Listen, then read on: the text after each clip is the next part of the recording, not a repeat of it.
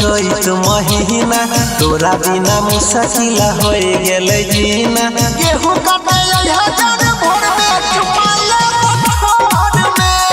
गेहूं काटे हजार भोर में चुमा ले पठार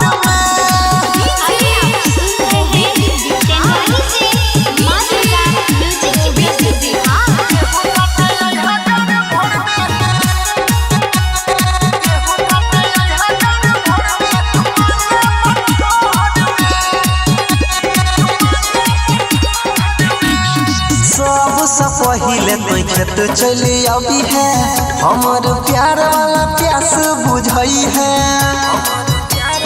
गे जा सुना सबसे पहिले तो खेत चली अभी है हमर प्यार वाला प्यास बुझई है। तोरा हमरा कोई नहीं देखे पैते जान, तोरा हमरा कोई नहीं देखे पैते जान। गेहूं काटे हजार भोर में चुमा ले पठार में।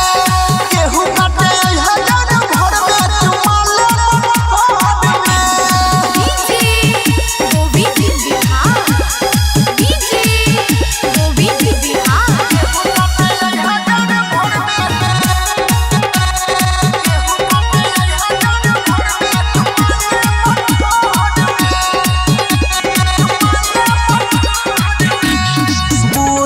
छौरी तो हमर फीलिंग गे होठ के चट के बना देब किलिंग गे। बुझै न छौरी तो हमर फीलिंग गे होठ के चट के बना देब किलिंग गे। गायक अनिल राय कर सुनू परवीन देवेंद्र राय कर सुनू।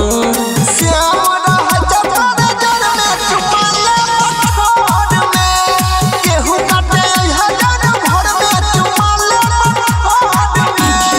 आई गेलै कटनी के चैत महीना तोरा बिना मुश्किल हो गेलै जीना।